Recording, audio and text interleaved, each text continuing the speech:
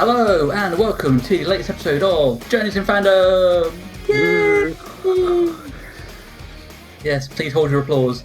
So we're back for the millionth week in a row, it feels like. It's a record week in a row.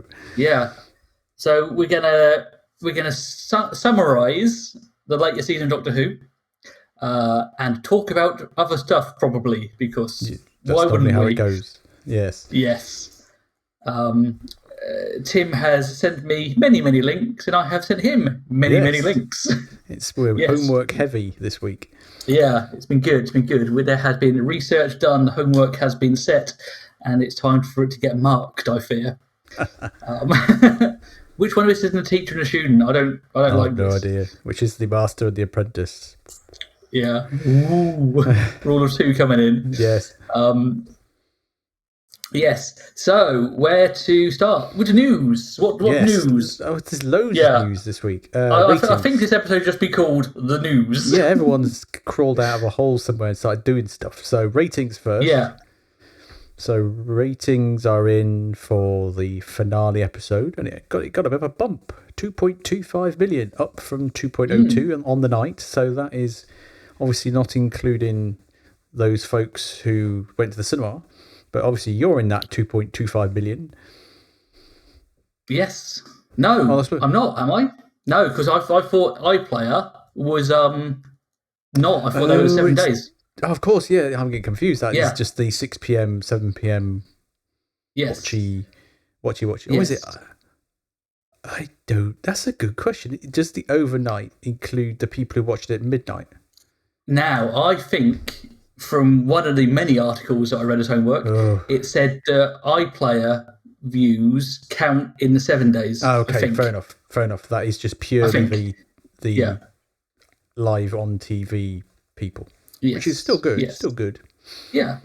Yeah, wouldn't it quite highly rank in the actual TV shows of the day? I believe. That's a good question. Yes, it might well be quite a viewed episode for the week, which is interesting because the football's been on, hasn't it, as well? So I suppose that's going to consume about the top 5. Yep, that's true. So yeah, it looked like it was well watched. I think the Radio Times have been spamming news articles all week. Lord. It's just like it's been a continuous stream. There's been some interesting stuff. So what we've got, we had the one where the BBC had made the statement saying they were happy with the ratings because it was, as RTD said last week, bringing in the younger viewers. Yes, it was the most watched in the age range they were looking for, weren't they? Was it like, was it 16? I can't remember, 16 to 20-year-olds or something like that. Yeah, the demographic they wanted. Yeah. Top drama for under 35s this year. That was it. Okay, fair enough. Yeah, which is what RTD said he'd been brought in to do. They also weren't concerned with the low ratings in general because it was, as he had said, strangely, the same statement a week ago, now that I'm speaking about it, that the ratings overall had gone up over the last month. So more people watching it over a longer period, which, again, I suppose is valid. Yeah. The Radio Times also did a readers' poll of their favourite episode of the series. And guess what? The Radio Times were wrong. Quite. Because it was 73 yards, wasn't it, that came top? Yes. He critically acclaimed 73 yards. It was fantastic. And apparently they just aired the wrong version on TV for all us to watch, because I don't know what everyone else watched, but the version I watched was average at best. It was, again, as we'll come to, it has some really good concepts that didn't deliver, and got a bit confusing. When you sent me that one, I originally thought, as I was reading the headline, it was going to be Radio Times readers have voted on their favourite Doctor, which they always do immediately when a new Doctor starts, and the new Doctor is always first, and Tom Baker is always second. And David Tennant is either first or third, depending on what year it was done.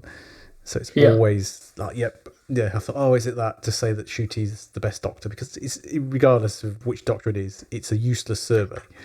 Yeah, and just think this year, Tennant could be first and third. Oh yeah, he could be, yeah, because he's done two now, and he's still alive in the show. Yeah, yeah. That's not going to get old real quick, is it? That's going to be fine. Just in the gardens, drinking tea. The other with his copy of Sutek. Oh god, yeah, we'll come to that. All the memes. There's memes. Yes, there are. Other two interviews I saw was Russell talking about he'd deliberately written 15 to be more emotional, to try and, which I think is really good motivation, break down the barriers about men not showing their emotions, which actually I thought, you know what, I'll let him off. I kind of got used to him crying in every episode. It doesn't bother me anymore. And he's doing it for the right reasons, and I think that's quite, I'll let him off. I think that's quite good, because we all need to talk a bit more in terms of that. So if that shows younger boys especially about it, then that's good. Yeah, that is totally fair, in all honesty. And the other one, what was the other one? Oh, I forgot now. They need to treat the companion right. Oh, I've not seen that one. No, that's the one I sent you in. Yeah. Oh, sorry. I'm with you.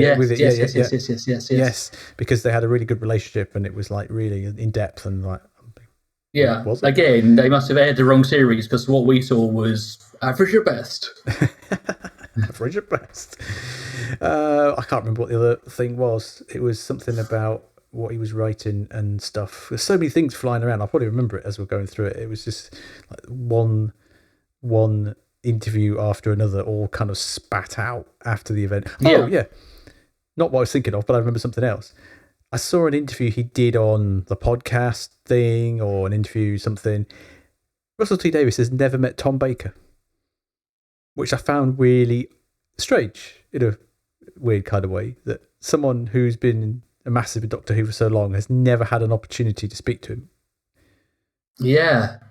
And he said, well, yeah, he's really old now and I don't want to disturb him.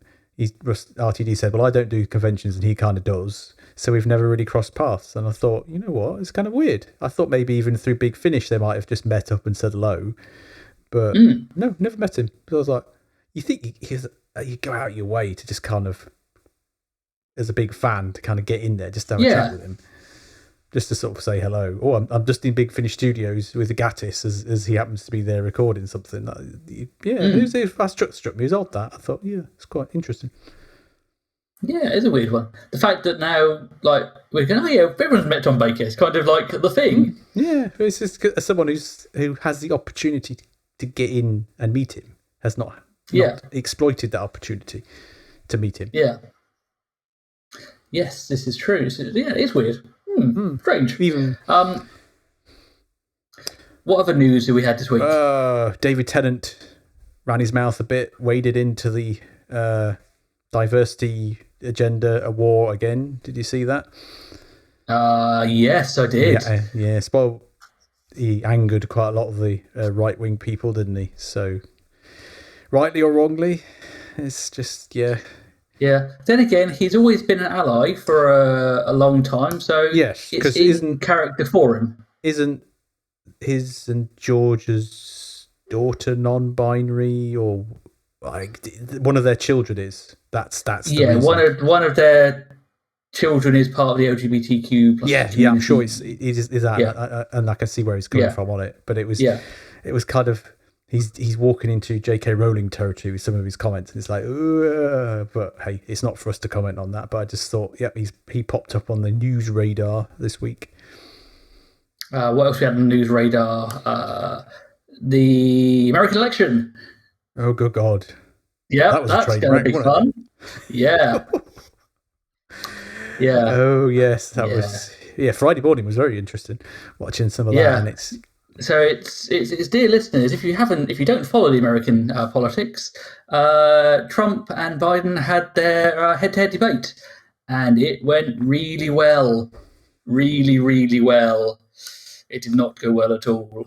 It went really well for Donald Trump, didn't it? Yeah, Biden got obliterated. Just losing train of thought, not being compass mentis, difficulty answering. Yeah.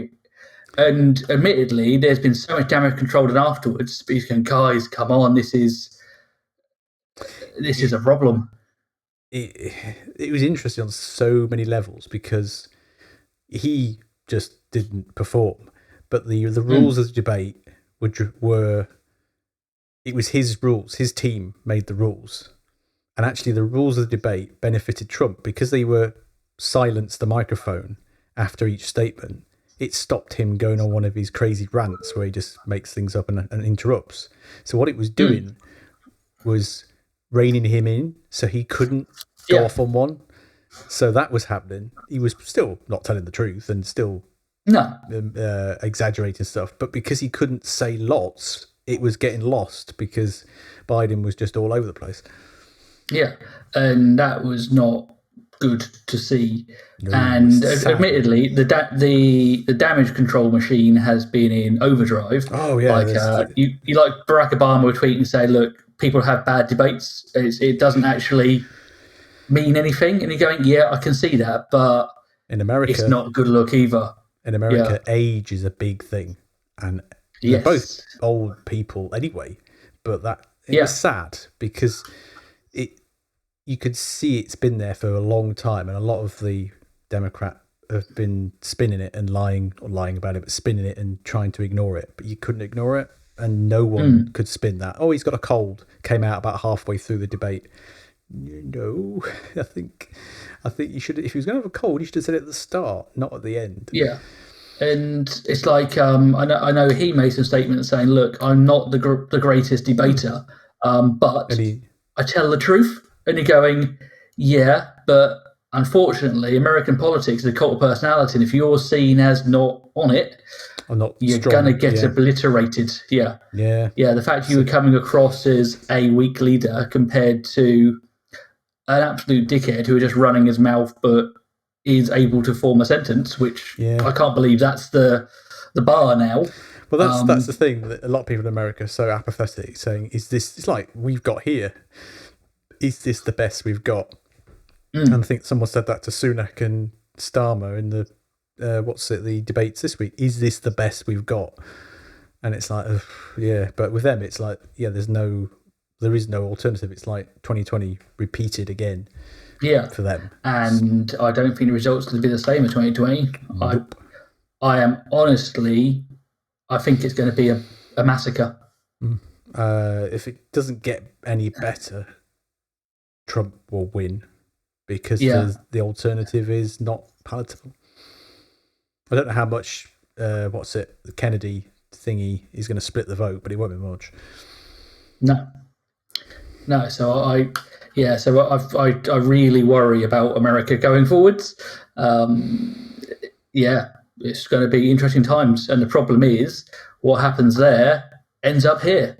Oh yeah, so it'll reflect over here. At least the good thing is whoever gets in next week here would have had July, August, September, October, November, December, January, 6 months, 7 months to bed themselves in. Because if they were going to have the election in November, like they were hinting at, it would have been a really crazy 3 months as the new president's getting sworn in January, blah blah blah. But at least whoever it is here, assuming it's going to be Starmer, would have been bedded in by then. Yeah, well, we'll come back to the UK election later on this episode, I'm sure. So next bit of news, wrestling. Oh God, yes! Did you do your homework? How good was that last night?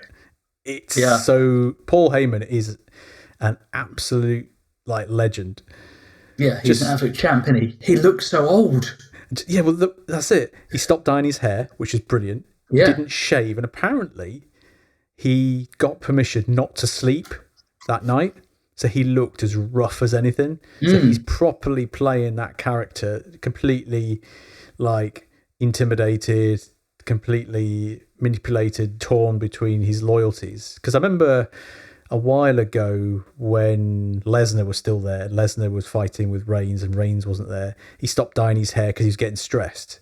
And then when Reigns came back, he started re-dyeing it again. I thought that's quite a nice touch. But this time it's even better. It's 100% better. And it's so good. That whole Bloodline story, which has been going now for 2 years, is still going. And it's just this is really, really good TV. Yeah. And this is the thing, Heyman, you cannot fault the man. He is top of the game. So good. And actually, I saw one comment saying that the man's like not a young man, and he's taking bumps that a youngster would be going, "Oh, I'm not sure about that." He doesn't take bumps very well at his age now. So to take that powerbomb, okay, it was protected, but he's landing. He bounced. Yeah, and it was pretty impressive that. So full credit. But the moment Roman Reigns comes back, he's going to be a massive babyface, massive, and they've done that so well that it's organic. That Solo, the whole new set of Samoans that's there, it's going to be really good to see how that pans out over the next. Well, how long is it going to be? I keep seeing rumors of like a final boss Rock and Solo, that version of Bloodline, versus Reigns and the OG, effectively. It's really interesting because the Rock. I keep forgetting about the Rock because he's still floating around. I can see Rock Cody at WrestleMania next year. That seems to be one that they need. That's unfinished there, but with the way they were doing it last night, because originally I thought, is Solo reporting to the Rock? But the fact that he put the garland on at the end implies that he's not. He's just grabbed power and brought in a load of heavies to make sure he gets it. So whether the Rock is involved or not, he doesn't need to be. And I don't think it would take the shine off Solo because he's done really well as a character. And the others coming in, because Jacob Fatu is excellent. You need to go out your way and look at some of the stuff he does. Just YouTube it. I saw him in MLW. Or was it 4 years ago or something? And he's really, really good. And he's just nuts. And the way they've got him portrayed in that group now is brilliant. So he'll be a breakout star of that group as well. Yeah, and that's the thing. You've got proper like heel stable. He's going, this is what we want, guys. Yeah, because the War Games at the moment is Solo's group versus Roman Reigns, the Usos, because he'll have to go. The storyline writes itself because he'll have to go back to the Usos and eat humble pie and apologize to get them back, and then he'll have to go to Sami because it'll be Sami Zayn will be the other one of the original group to get him back, and that's your 4 versus 4. If you wanted to do 5, I was fantasy booking it this morning, and it's like okay, because there's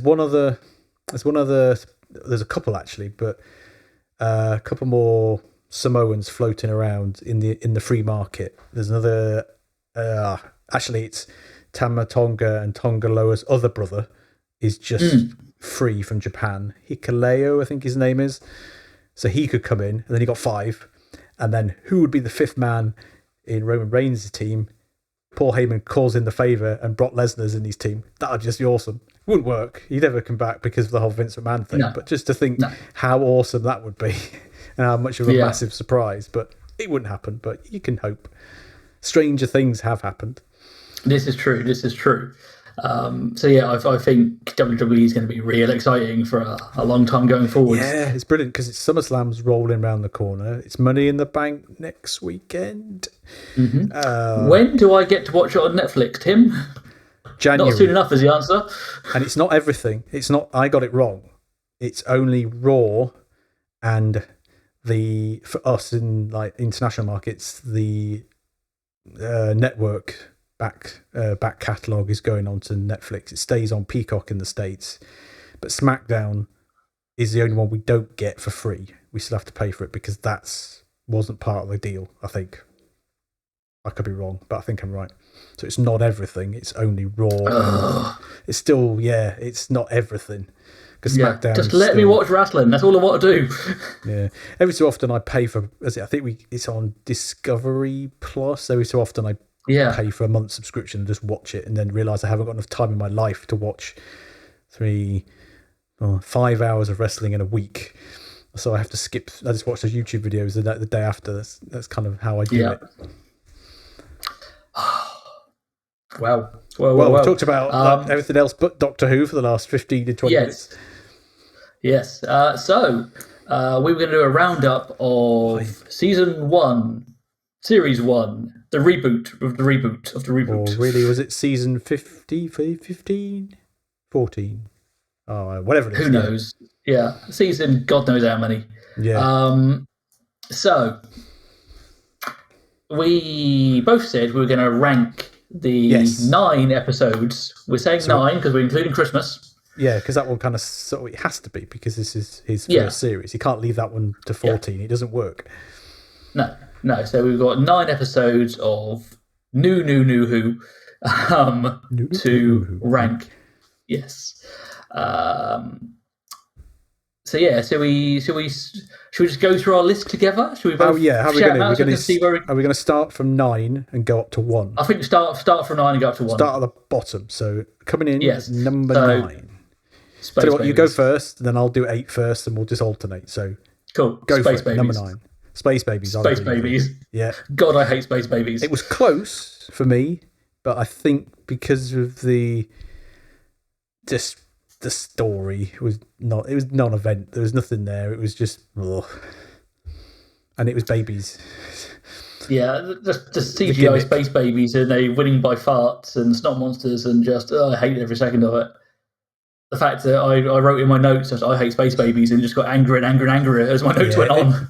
It was like you said. If this had been a 13 episode series, it would be one of those mid episodes that you just kind of forget. And I have forgotten multiple times that it was there. So that kind of proves I tried to forget it, but then I hear Space Babies and it comes back and haunts me. I wake up screaming, just going, "Why does this exist?"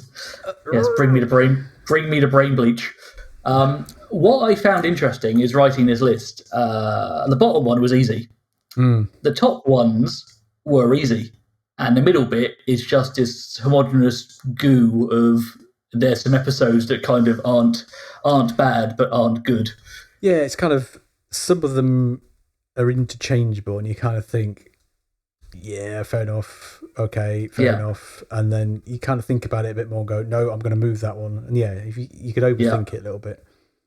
Yeah, I could spend the rest of my natural life or unnatural life planning this list, and I would change it every day because it's just this bit in the middle of just I don't like any of it. But they had moments which were fine, but then it was bad. Yes.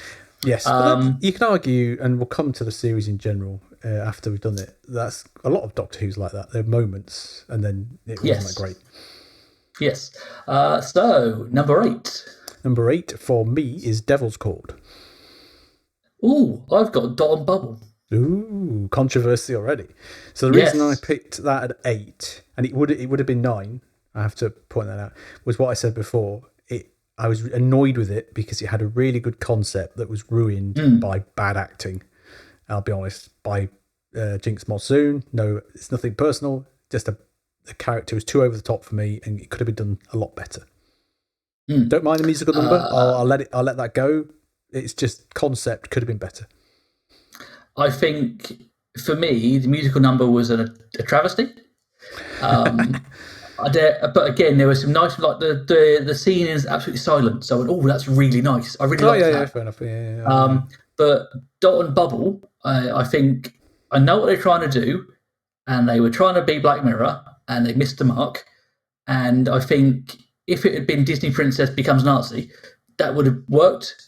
Yeah, because you talked about that. The problem is, the lead lass was so vapid. I went, I don't care if you die or not. I just don't care. And, oh, look, you've changed personality and you're going to die anyway. Whatever. And again, the people are going, oh, it's great. I'm going, it's just a poor copy of something done better. Yeah, fair enough. And if you tweak the character slightly, it would have been amazing. But it's already been done. So it's just a blur. Fair enough. Yeah, no, I can understand that. Yeah. Right. Number 7. Devil's Cord. Dot and Bubble. See previous answers. Exactly. I think I like Dot and Bubble for and don't switch your brain off. I like the slug things, and the concept was good. Yes, you're right. If she'd been really likable and then turned into a Nazi and killed that guy at the end, it'd be even better. But it was still a nice little twist at the end, even though it was overshadowed the racism thing at the end for me. But it was still better just because the concept was near enough accomplished. Yes. So we're up to... me. I can't come back with 6. 6. Got to look at my list. Boom. Oh, Christmas. Oh, yeah. Oh, no, Christmas is higher. No, Boom. Yeah. Yeah. I found Christmas was an expedition dump, and it existed. It was fun, but it wasn't a Christmas special, and that's why it's so low on my list. I expected a Christmas special, and I got a series opener. Oh yeah. Because we differed on that, didn't we? Yeah. My expectation was a Christmas special, like Titanic or something, but actually we got a series opener, and it was here's an expedition dump for 45 minutes. Cool. It had its moments, but it just didn't do it for me. Boom, I've got quite a lot higher on my list. It's your Boom because go on. Because I quite like that claustrophobic, small cast storytelling. Admittedly, it has some glaring holes in it, but I went, I can get behind this. It was good until it wasn't. I think for me, for Boom, it was good. Don't get me wrong, it was okay, but it was a middle of the road kind of. It reminded me of what's that episode 45 when it was done in 45 minutes and there was burn you. It was kind of the concept of it was just there.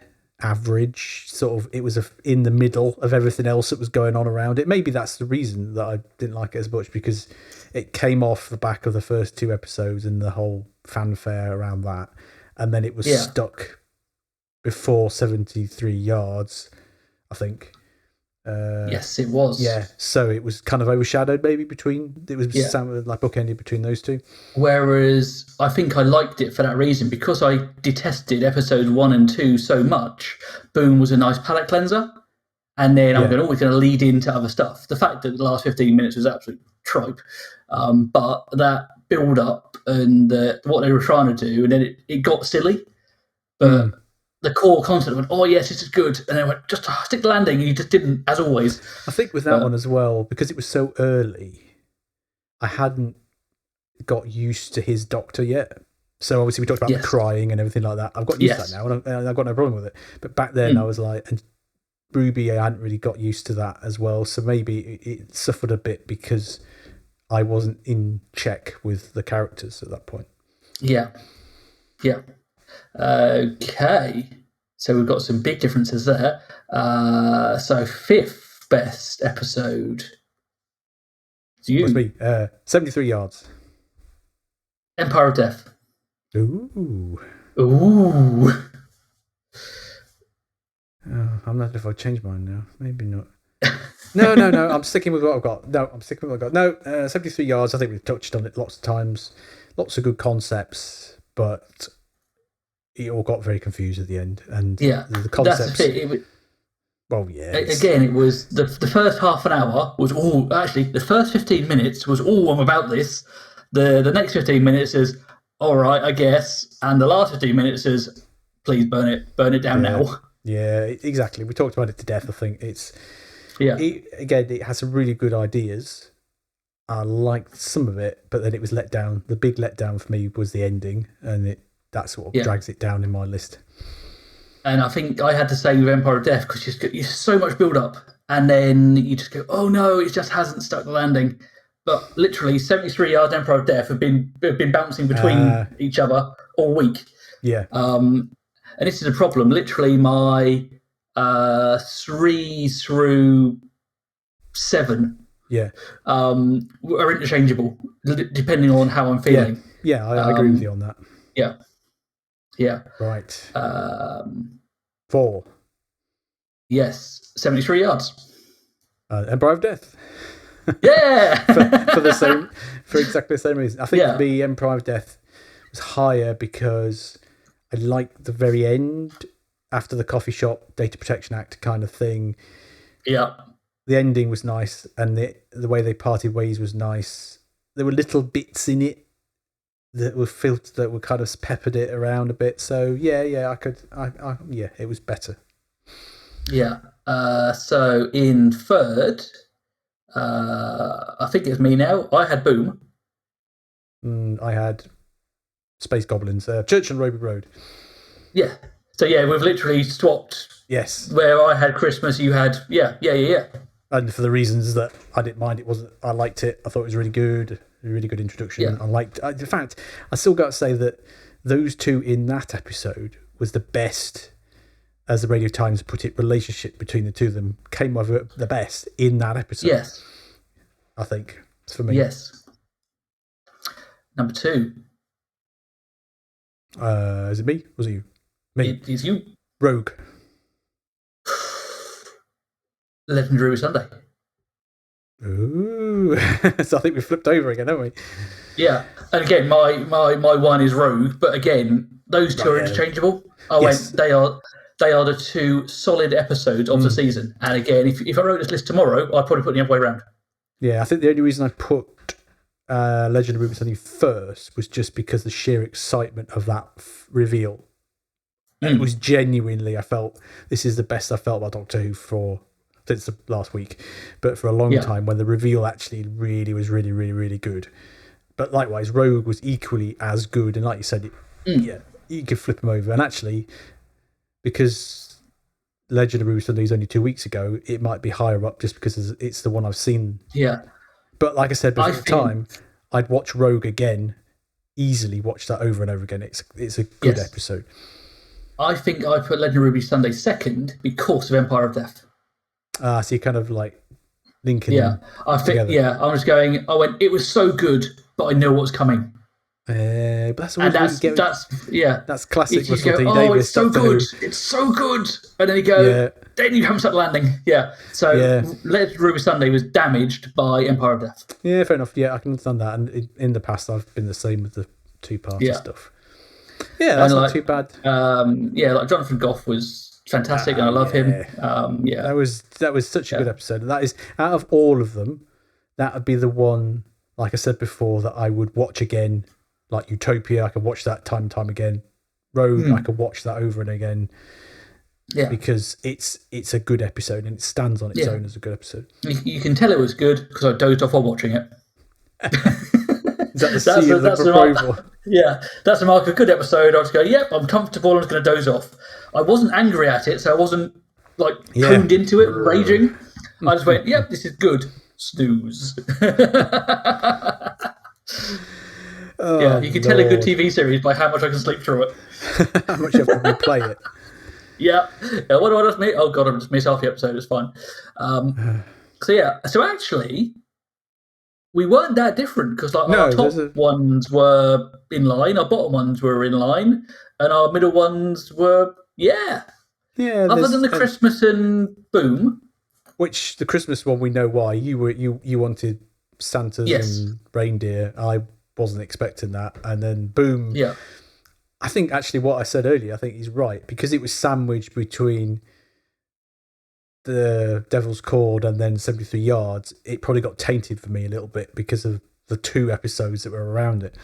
Yes. Probably if I watched it again now, I would find it, I'll actually watch it again and just see whether it changes my thoughts on it. Yeah. Yeah, no, I agree. And I think this is one of those series where how recently you've watched it might change your view on things. Yeah, that's a good point. Space Babies will always suck. Oh yeah, I'm not going to watch that again. Because it's just bad. Whereas Rogue, I think, is just solid. 73 Yards, again, if you broke it into 3 episodes, it was awesome, all right, and oh God, why? That was... So overall, marks out of 10 for the series as an entity. Well, it's interesting. I've been thinking about the series as a whole. I've got a few views on it. I think it suffered a bit because it was only 8 episodes. I think we've talked about it, whereas a few of those stories could have benefited being double episodes. But I think for me, and it was that Radio Times article that triggered it, is we didn't get to see the relationship between Doctor and Companion grow and develop. Over 13 episodes, you see that 9 and Rose is a classic one. You see that relationship develop over time. But with this one, you didn't get that opportunity. It was very quick from Goblins to Sutek for me. Yeah. So I think... again, if we listen to Radio Times, it was the best relationship ever between Doctor and Companion. It was perfect. And I kind of thought about it. I thought, actually, that relationship was good. Don't get me wrong. I liked it. And I wish I'd seen more of it. Because I think I remembered we talked about it at Christmas. I was like, really looking forward to seeing Ruby's family. they weren't in it really until the last episode, only briefly. It would have been nice to have had an Earth-based episode in amongst all that, where we got to have more interactions between the family, but we didn't get that. Yeah, we're never going to get. I want more Gran. Yeah, exactly. Yeah, and it would have benefited from 2 more episodes to get up to 10, where it would had a few more kind of stuff. So that was an interesting thing. I thought it didn't benefit for being short. I think it could have been better, longer. And we could have seen more of them. Again, like we said, a lot of those episodes should have been 2-parters because they felt rushed or they were set up and then nothing. Let's have a look. Is next series 10 episodes, 8 episodes as well? Yeah, 8 episodes next time as well. Because I wondered whether because he was doing sex education, wasn't it? And there's an article out today saying, again, another Radio Times one, I think, saying that interfered with filming, and that's obviously why they did 73 yards the way they did. I thought maybe that was interfering with the episodes. No, but it's 8 episodes again next year as well, which is a shame because the story felt a little bit rushed, and the relationship seemed a bit woo. Because I said before, they've suddenly gone from like she knows everything about the TARDIS. Obviously, there's other adventures in the background, but we didn't get to see them. I think that's what annoyed me a little bit. Yeah. I confess the ending of series 1 with the Mrs. Flood bit felt like a mid-season cliffhanger. If that makes sense, like when American shows have the mid-season break, you go, "Oh no, what's going to happen next?" Yeah, because you don't get that and anymore. It felt like that. Break. Yeah, and it's kind of like, well, obviously she's going to rock up next year because. Look, they've only had 2 series commissioned. They're not going to leave that one hanging. They're going to have to finish that off just in case they don't get any more series. Series is commissioned. Yes. So there's a lot. I think it could have benefited from more episodes, just in general. So how do we rate this? Do we do it out of 10? Do it out of 5 because it's easier. 5 is excellent. 4 is very good. 3 is good. 2 is average, 1 is poor. Ooh. Because if it goes 10, it always gets a bit complicated. Just makes it very neat. Okay. So I'm going to hold my hand up. I'm voting fingers ready. I'm going to be right hand up because I can't see the camera. Yeah. Right. Can I work out how to do it with this hand? Yeah. Cool. 3, 2, 1, vote. Average and good. Yeah, I thought it was good. Overall. Yeah. I like we said, it had moments of brilliance that were overshadowed by rushed or incomplete thought. I think. I think as well as a fan watching it, take away the hoo-ha around it and where we are now in the way Doctor Who's thing. If that series of 8 episodes was released in, I don't know, say he took over from Christopher Eccleston and he was the 10th Doctor, would that series have stood up back then? Ooh, that's a question. I know. I'll realign it. Say Matt Smith didn't take over and that series happened, David Tennant properly regenerated into Ncuti Gatwa, would that series stand up in that era? Ignoring all the politics, all the nonsense, everything that's gone on. Jodie Whittaker thing hasn't happened. The Timeless Child hasn't happened. The fandom hasn't got angry with each other. We're at the peak of our powers, and that series gets delivered like that. Obviously, with some tweaks, it won't be exactly the same. Would it have stood up back then? That's one of the things I wanted to ask today because I think about this. Would it have stood up back then? So we're talking 2010, aren't we? So we're talking 14 years ago. Yeah. Oh God. Yeah. Yeah. Feel like that hurts. But yes. Hurts my soul, mate. Hurts my soul. I think he would be an unknown, like Smith was. Yep. Because he wouldn't be coming off to back to sex education. So would. Well, no, yeah. I'm being a bit obviously. Yeah. assuming we don't know who he is, we didn't know who Karen Gillan was, did we, at the time? So obviously Billy Gibson was in Coronation Street, but let's assume it's the same type of scenario. Obviously, we get into the I think stories. I'm thinking. Yeah, because that's if you you have to take away the surrounding factors. Oh yeah. I'm thinking because some of the stories we know were delivered in a way that may or may not people like it or don't like it. But then I'll come back to that because I've got some viewpoints on that. But yeah, would that series fit? Would it have done as well in the heyday when people were still watching TV, when there was no streaming? It was released on BBC. Trying to remember Matt Smith's first series of what was in it. It was Silence, crack in the. Yes, it was. Crack in the wall. It was Amy's Crack, wasn't it? Yeah. It was good. Yes. So that was before it got weird. That first series was really well done. It got far... Because one of the things that Russell said in one of his many interviews this week was he was asked to come back to make Doctor Who more accessible, to make it easy to understand. And I think he's actually done that.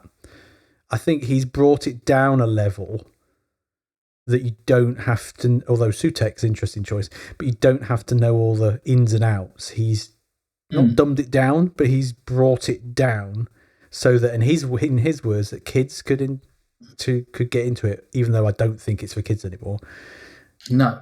But then my son got into it and he understood it. So there's a tick in the box there. But no, it's difficult because when Moffat took over, he took it in a direction that was very different to Russell's. And at the time, it was a breath of fresh air. It was. I was like, wow, this is great, because Russell Singer got quite tired. But this felt like, towards the end, that's why it needed more episodes. It felt like old school Russell T Davies when it was getting back into it. It got back into its stride a little bit. That's why I thought, this could, I think personally, it could fit back in 2010. Yeah. I think the issue, I think, joking aside, the issue that Chuti would have is the same issue he has now.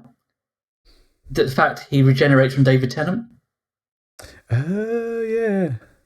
Yeah, and because Tennant has a place in Doctor Who that is has a rabid fan base.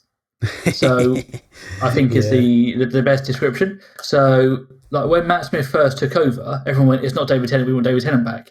And I think based on the episodes that we saw, that rabidness would be twice as bad because the openers weren't strong, whereas 11s were. And they were very different. And you could actually see 10, not 14, I'm not including that, doing those episodes. So he could, if you think about Goblin's Christmas thing, that 10 could fit quite easily into that mould. Yeah. Space Babies, yes, that was a David Tennant. You could see him being in that mould. Most of them, you could, one way or another. Probably not. Yeah, I think it's because it's RTD writing it, and you could fit 10 into any of these episodes, and I think he would have probably made Space Babies enjoyable. Probably would have done. Him and Donna, classic Donna, not 14 Donna, in that Space Babies episode would actually be quite funny. I could see that how that would play out. Yeah, and I think that's the. I don't want to use the word problem. I think that's the difference where you have a new Doctor and a new companion, and the opener was absolute garbage. Yeah, whereas Smith and Gillan, their opener was solid, and you go, do you know what? It was completely different and done. Yeah, we don't include the Christmas episode. That's not the opener. The opener is Space Babies.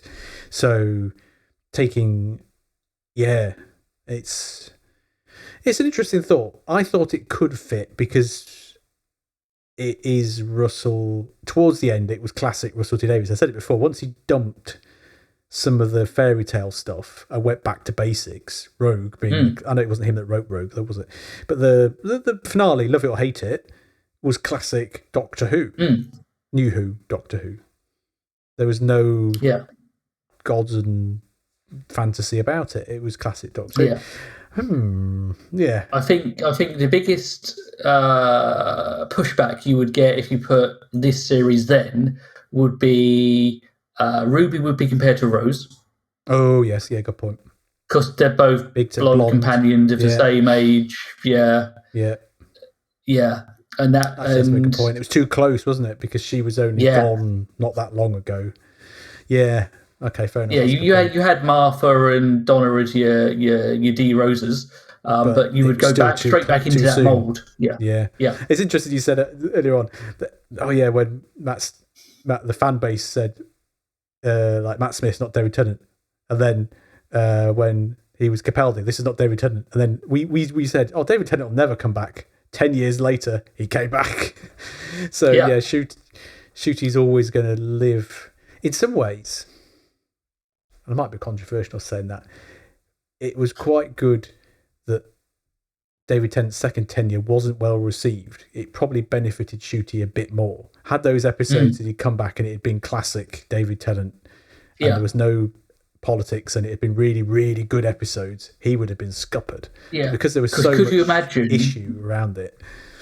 Yeah. Could you imagine the Tennant regeneration? I don't want to go. Here's Shooty. Popping out. And it would have just been, get ye to fuck. Yeah, because that is still, Tennant leaving. Yeah. And then the Matt Smith, like, the episode that rolled out of that was brilliant. The two bookend really nicely. Yeah, no, I don't know. Rose tinted glasses aside, no pun intended, that series could have fitted in. Now, my observation about the politics, we've delved into, I'm not going to do it again. But it's interesting. The first 2 episodes came out for the series, and there was that mass hysteria, for want of a better phrase, around them, where you had that article from the Metro attacking the fans, and there was all these things going out attacking the fans. That all died down, didn't it? It was just like those first 2 episodes, and then it all just stopped. Now, you can go into the details of it, but Disney quite often attack the fans prior to the series coming out. Acolyte was another classic, because they know it's not going to be well received, so they try and get out ahead of it. And it was as if, right, we're going to throw out all this stuff to try and get ahead of the fans. But actually, once all that went away, it was fine. And there haven't been those attacks anymore. The comment sections on some of the articles or links are horrific. And they're properly vile, and the old classic of go woke, go broke kind of thing. You're going, just fuck off. In some ways, I watched some of the YouTube things, I admit it, and some of them I agree with. I think the Star Wars Acolyte mess is a mess, and that has gone woke, and it's completely inside itself. But I think what I'm seeing is week after week, videos churned out about the ratings, and that's all they can really say. Oh, the ratings are shit, so it's shit. It's not. I really enjoyed it. I thought it was really good, and I get annoyed when people are just getting clickbait just to get a reaction and get money out of it. And like we said, if you have a genuine critique of an episode, that's fine and sensible. It's when you just go, oh, I don't like it because I don't like it, because it's not what I want to watch. Okay, so what's wrong with it? It's like we've looked at each of these episodes and we've torn chunks out of them, but we've actually considered why we're tearing those chunks out of them. Yeah, we haven't just gone, oh, actually he's gay and black and she's useless and whatever, and we go, that's irrelevant to the conversation. So the whole wokeness thing, and you go, it doesn't matter to this. Is the story actually good? Give it a chance. Yes, some of the shoehorn politics doesn't fit with us because we're of a certain age. Yeah, we're not. Actually, they've admitted it. We're not the target audience anymore. Yeah, and that's the thing. Like, if I was 20 years younger, happy days. But yes, it might. Those issues might be more reflective of me. Yeah, because it is. That's the thing. Yeah. It is in the time of my life and where I am. These don't matter to me. I think the thing is, I will defend everyone's right to have their opinion, but this is the thing. It's a case of it doesn't matter. No, and I think, and I can see some people's point of views. They never forgave the Timeless Child. I still don't like it. I still think it was an absolute misstep, and I still think it's a mistake that Russell has continued it. But I was willing to give this series a chance because anything was better than what came before it, and I'm not going to just stop watching it because I don't like something. I'll stick with it, and I've stuck with it, and it's actually quite good. So yeah. Admittedly, some of the themes that we thought they were going to play on, like the whole foundling thing, they mention it and then it just doesn't go anywhere. The whole, and you just go, come on. It's the whole Timeless Child thing. I was expecting that to get rammed down our throats, but it got forgotten, and it's quite nice that it got forgotten, like all the politics. Once that second episode had gone, it dropped off. It was weird. I was expecting to get the message hammered home every episode and be cringing. But even the racism thing landed reasonably well. It wasn't like in your face like the 14 episodes were. It just seemed to, like, those 2 episodes, they needed to get it out of the system. And then it just kind of went back to normal. And the whole rogue gay kiss thing, everyone was like, oh my God, men kissing on TV, you can't allow that. No, shut up. It was fine. Yeah, it's 2024. Get over it. Yeah, it's a lot of things change. So it's weird, but obviously the clickbait stuff is going to continue, and this rating thing is about all they can talk about. Oh, the rating's really bad. Rating's really bad. Until we get the message about the 3rd series, we know nothing about the ratings. We know nothing about how much money Disney have put in it. We know nothing because they're not going to tell us. So if it doesn't get commissioned. Then you can write a video and say, I told you so. But until then, you're just going to have to wait and see. And I think, like we've touched on before, ratings nowadays have far less relevance. We are not going to get the Christmas special where you get 14 million views on Christmas Day because people do not consume media in the same way they did in 2005 to 2010. It's a different playing field. So actually, trying to compare apples to oranges is not a fair comparison. This is a new thing, especially now it's on Disney Plus as well. Yeah. So actually, half the ratings, you're probably losing 3/4 of your bloody ratings because it's not counted in the same way. No, I don't know. I personally think it will get renewed for another block, 3rd series. I think they've put enough money into it to justify it, and if it continues in the strides it's got, like, if the Christmas is good, following these episodes we've just had, 3 in a row have been pretty decent, then you just think, well, maybe they've actually got something with this and they're kind of rolling in the right direction. Yeah, and like we said, if this had been a standard length series, we'd be on episode 8 out of 13, so we'd be getting good at the halfway stage. Yes. And this is the kicker. You need those early episodes to kind of get out the ring rust. And then get into your flow, and that's where they've got to at the end of the series rather than the halfway point. And also because they filmed 2 series back to back, like not like they do in the old days where it's 1 series and then a year's break.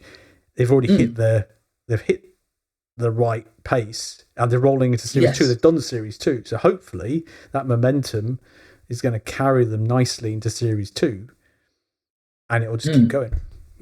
Yeah, the only thought I've had, obviously, with recording a series back to back, if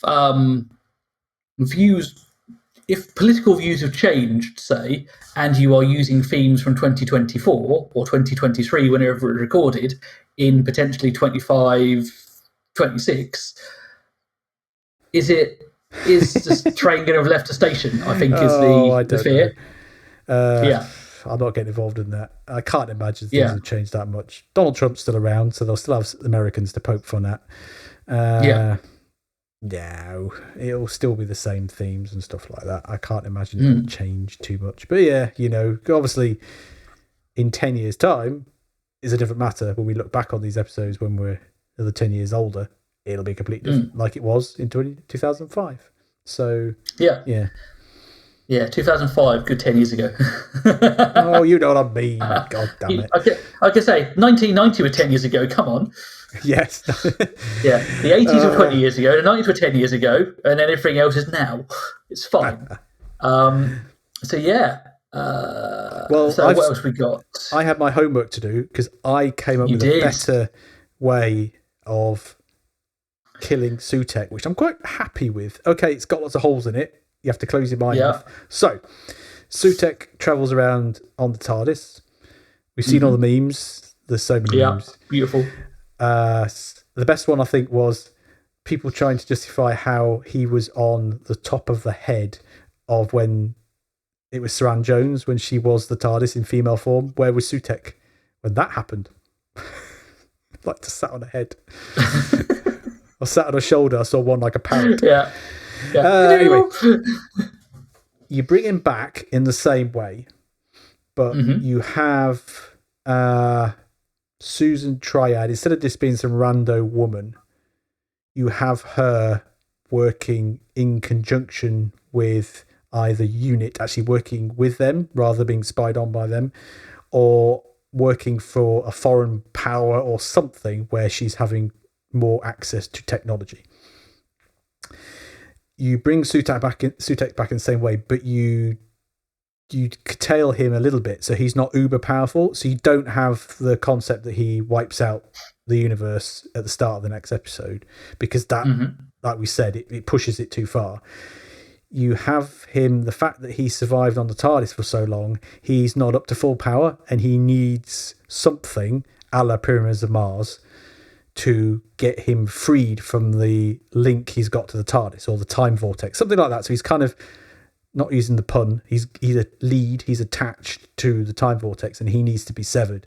So the whole concept of the final episode is the Doctor trying to stop his sand minions from using slaves. You can have him enslaving the world. I'll push it that much, but he's building a rocket, building something to break himself away from the time vortex. You could even do the Susan Triads in the different eras are also doing the same. So it's kind of some kind of temporal weapon that is across different time zones is done like that. I don't know. I haven't really thought that. The big thing I thought of is, how do you kill Sutek without putting a lead on him and dragging him through the time vortex? Well, if the Doctor has to do something drastic in order to kill him, if he's attached to the TARDIS, then where is there another TARDIS that he could potentially interact in his own timeline? You get it. He has to use 14's TARDIS, and he doesn't have to interact with 14. So you could even have, I thought the way you could get around this was you could even have him sand killing people on Earth or something like that, so that 14 is dead or something, he's not there, but the TARDIS is there. So 15 has to destroy the TARDIS, but it's not his own one, but it's his predecessor's one. So you kind of are cutting the cord there, and you have a really emotional moment where he has to destroy the TARDIS and things like that in order to kill Sutek, because he's attached to a TARDIS, but it's a different TARDIS. It's a bit timey-wimey in that sense. That's how I do it. So it brings into the fact that he has to kill a TARDIS in order to kill Sutek, but he can kill a different TARDIS because he can't get to that one because Sutek sat on it. Well, how do I destroy the TARDIS if I can't get to it? I destroy one in the past, and the only one he can get to, because he can't go back his own timeline, he can still use the memory TARDIS to travel a small distance or to escape and then come back, land in Donna's garden. What I'd love to see is like a skeleton drinking a cup of tea, just lying. and just that'd just be brilliant. But that's how you do it. That's how I do it. I'd do it like that. And have him destroy 14's TARDIS. Surely he'd see his own clone. He'd see his own version 15 just sat in the garden drinking tea. I wouldn't bring Tennant's Doctor back, but that's how you could kind of draw in the line on the fact that he can't go anywhere, because it's that TARDIS is used to break the chain that kills Sutek. But ultimately depower him slightly to make as we said, to lift up the victory a bit, but also to bring down this end of the universe kind of thing. I still do the same with Ruby, and you kind of have to do that and stuff like that, but that's how I do it. I can say the Sorry, carry the on. only other the only other option is you have oh Christ, you have Sutek effectively kill the Doctor, and obviously they regenerate, and you'd end up with basically a copy of 10 to half regeneration thing, but you fire off the regeneration energy into Sutek, and obviously, how do you defeat death? Hi, here's regeneration energy. See you later, mate. That And would because he's work. linked to the TARDIS kind of thing, I don't know if that there's options, but none of them are clean. I think is the problem. No, I think No, you've made him too powerful. But yeah, I don't know. I was trying to tidy up loose ends. Yeah, I think you've got the Thanos snap problem of if you wipe out half the universe, you've got to do something major to just reset it all, and that's all they do. So you go, yeah, whatever happens is getting undone because it has to be. Yeah. But, there was an interesting theory, just going on a bit of a tangent, but it relates to that, about Ruby and her family, which I was like, ooh, I like that. So I found it odd that when she was leaving, she's like, oh, got the text message in the TARDIS. They found my dad, William. And it was like, it was just felt the way she kind of, why did she say his name? It didn't, that was kind of felt a bit weird. And then someone pointed out, you remember the Prime Minister, evil Prime Minister dude, who I said he was a wasted character. His name is from Wales, was called Roger ap Gywilliam. And in Welsh, ap Gywilliam means son of William. And a load of people said, is he her son? It's Ruby's son from the future. And that would be really cool if she's given birth. No, not son. No, sorry, apologies. Her brother from a different relation. Sorry, not son. Sorry, I'm getting confused. Her brother or something, because her dad is still alive. Okay, this was, I can't remember what year it was, but it could still 2046, wasn't it? Yeah, it could foreseeably be her brother, because her mum and dad were really young when they had her, so it could be her stepbrother, or even it won't be her brother because her mum and dad split up, but it could quite foreseeably be her stepbrother. And it was the fact that how it was weird how she announced what her name of her father was. Yeah, that'd be really cool, because he was such a wasted character, I thought, and he had that menace. And I was saying about, it'd be nice to have some really good, just like non-recurring villains. He could be just a really evil human with no real kind of alien or anything, just really nasty. And if he's related to Ruby, that'd be just genius. And it would tie all that whole thing, story arc together if it turns out that he's her brother. So that would I liked be good. it, because it nearly did it with Jodie's thing, where they had, I think I mentioned before, the American president who sold the world out to the Daleks, and he was the same American who was he was a shouty American in the hotel when there was the giant spiders, and it was a nice story arc for him. Okay, the actor's now, I think, got discredited for dodgy dealings with the opposite sex, but that was a really cool little story. So they could still do that and make him really evil and just make him her brother, which makes it even more personal. But we obviously... That would be good. Yeah.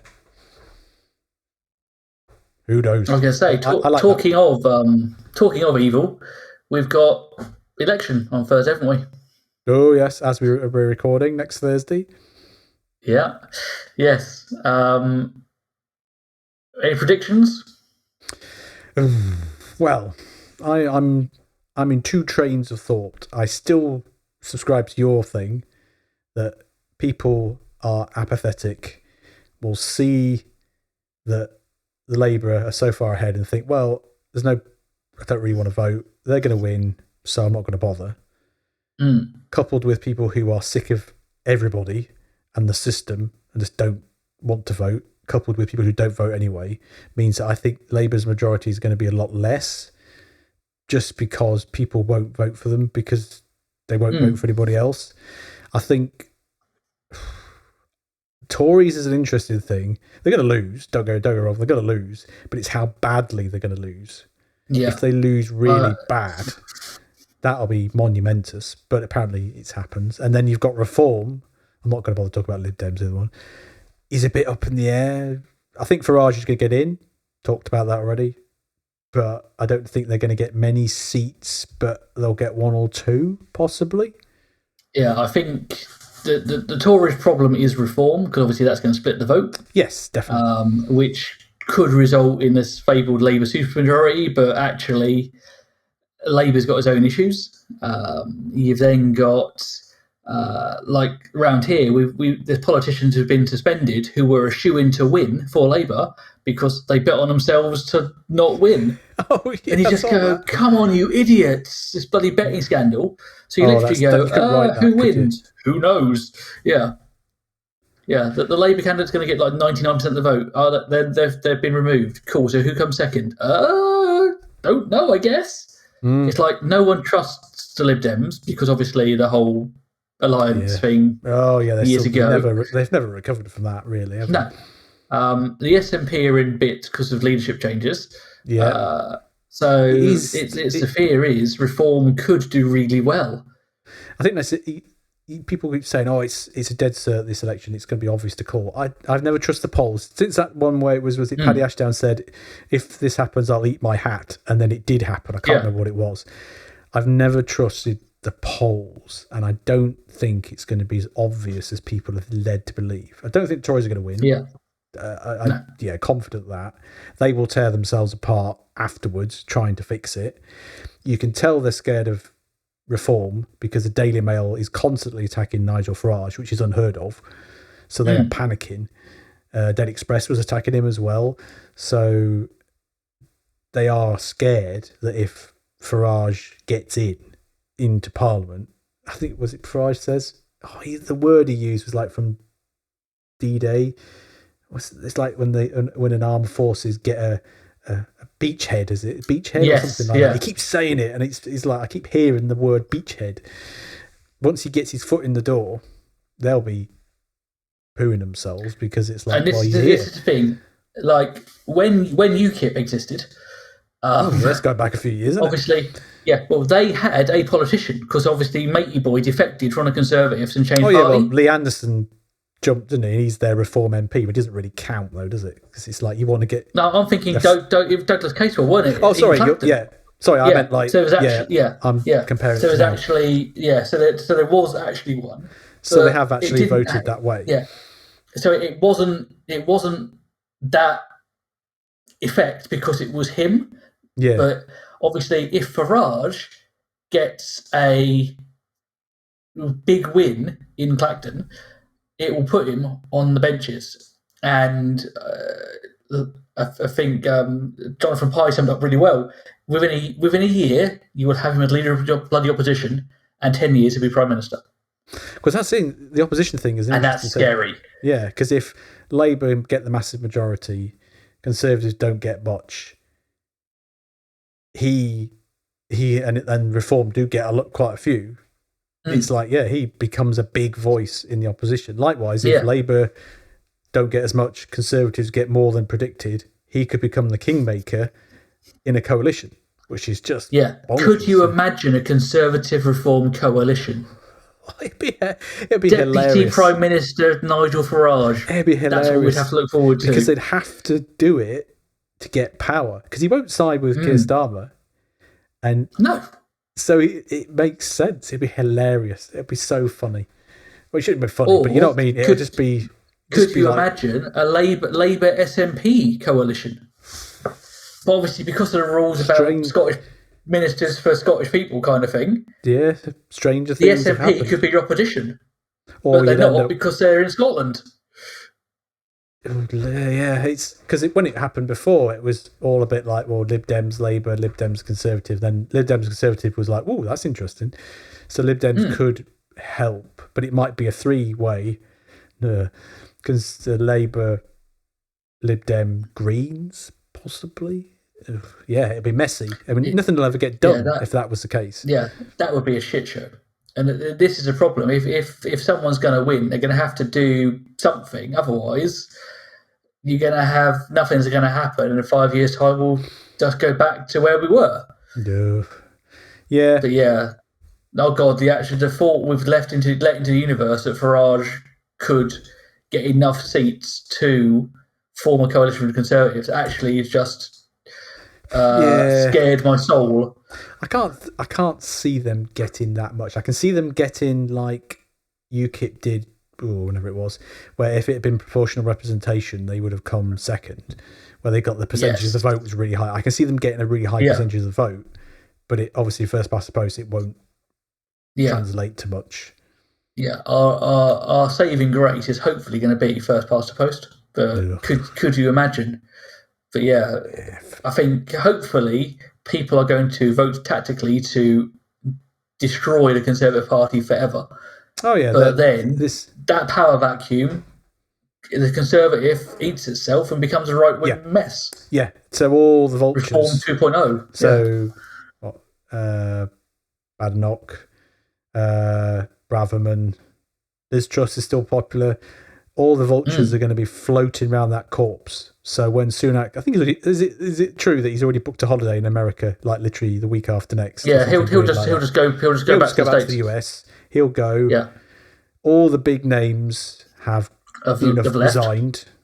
Gove, Johnson, they've all. There's not many left. I think Hunt is still there. Grant Shapps is still there. There's a few, but not all the big names. So like what they call it, the Michael Portillo moment, where you have someone who loses a seat. The impact. Hunt could lose his seat. Sunak could lose his seat. I think Sunak will, and he won't care. Yeah. So those people will still be there, but they will be in the minority, and it'd be fascinating to watch the Tories tear themselves apart and then reform themselves in what they think will win the next election. And it's going to be a Trump-esque thing because that's the only people that are left. There's no more moderates left because they've scared them all off. Johnson got rid of most of them way back. Well, that's the thing. It was a good old Brexit, wasn't it? When you just go, oh God, what have you guys done? You've literally cold anyone who's got any sense, and you've lurched to the right, and then you've got the likes of Braverman, who are so far bloody right wing. Yeah. You've driven because like Priti Patel was bad, but Braverman's even worse. Dame now, isn't she? She's in the Lords. So yeah, they've driven a lot of them off, and you're left with that. And then on the flip side, you've got Labour, who they're not like Tony Blair. You kind of knew what you were getting with them. I think Starmer is being pushed and pulled by the powers that be in his party, and I don't think it's going to be as easy as he thinks it's going to be to get things done, because there's going to be a lot of kickback. But if he's got a massive majority, he can do what he wants, can't he? Yeah, well, as long as you can get that majority to actually agree with you. It's going to be a three-line whip, isn't it, the entire time, in case if you will do this or we will get rid of you. Yeah. But, yeah. So hopefully he can, but like we said, it could be a potential mess. And I think, obviously, our key message here is, dear listeners and viewers and whatever, vote. Just go out and bloody vote. Yeah. Because actually, this one actually matters, because if you don't take part, you've got no right to complain about it. And if you want interesting. President Farage, then bloody get out there and put a nail in it. No, if people vote for him and he gets in, can't complain. But if people don't vote for him, then it's fair enough, isn't it? Yeah, and this is the thing. If people are apathetic, like our fear is, they will be. If voter turnout is low, then that's where the madmen get that's in. it. Voter turnout's normally, was it 40%, 30%? If that, It drops way down for some of the other stuff. It ain't going to be higher than... Hang on. When was the last good general elections? We had all the stupid ones. Oh, Christ. It was before... When was the general election? Won. But yeah, when Cameron was Prime Minister. Because all the other Prime Ministers were all voted in, and then they had a general election afterwards. So anything pre-2016? For 2016... 2017 there we 2017. No, it's got to be pre-Brexit. It's got to be before Brexit, because anything after was a mess. Because that was the only shit that mattered. When was Brexit? Was that 2017? 2016. Jeez. June 2016, we made that mistake. So you're probably talking 2014-ish? Because obviously they made the Fixed Term Parliament Act as well, 2015, here we go. Yeah. All right. Wikipedia. I should have gone Wikipedia. So 2015, turnout was 66.4%. 2017 was Corbyn and Theresa May. And it was 68%. So actually we were wrong. It's quite high. 2010 was the coalition, 65%. 2010. God. Yeah. Those were the days. That was we were young back then. A long time ago. Wow. Oh, yes. I agree with Nick. I remember that. The debates. I agree with Nick. And then Nick Clegg sold out. Yes, he did. Bless him. Big time. Never was seen again. Because he lost his seat in the next one, didn't he? Yeah, he got mullered. Everyone took revenge for that decision. It was all the students, wasn't it? They put up tuition fees, and that was the big. He sold himself out, and the young people never forgave him, and never forgave politics. Really, that whole generation became very disenfranchised with politics because they were lied to, and that whole section were very angry with the way things went, and then Brexit just made it a hell of a lot worse. Oh Christ, yeah. And this is the issue. You've got all these youngsters who, like, Brexit is the example. That was 2016. That was 8 years ago. You had people who were like, you've got to be to vote now, 18? So 10-year-olds hit by Brexit with their futures removed are now going, actually, I can vote for this. Right, come here. Yeah. And that's the thing, youngsters are getting engaged. And that's going to spell doom for conservatives. Yeah, but that's the thing, that's going to spell doom for like the old guard. It's like the old grey vote. That just reduces over time. It's interesting. Yeah, all good. So are we doing a politics episode then next week? We've actually spent like 20 minutes talking about politics. We've drifted. Well, Fandom it suddenly dawned on us. Obviously, the election is before we would get to record again. Yeah, so we could do something for those I think politics next time fans. It's a fallout, yeah. Because we'll know what's happening by then. Yeah, that's fair enough. Before we go on our midterm hiatus for having done 10 episodes in a row. Yeah. Well, we could do something on that. Just do a bit of because it'll be interesting to see if by next Saturday they've sorted everything out. Because if it's a coalition thing, it went on for about a week, didn't it, before they all sorted out the deals? Because originally it was going to be Lib Dems and Labour, and then they changed their mind and stuff like that. So you never know. So yes.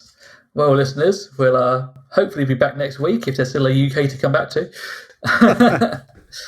With High Chancellor Farage. God damn. Oh, yeah.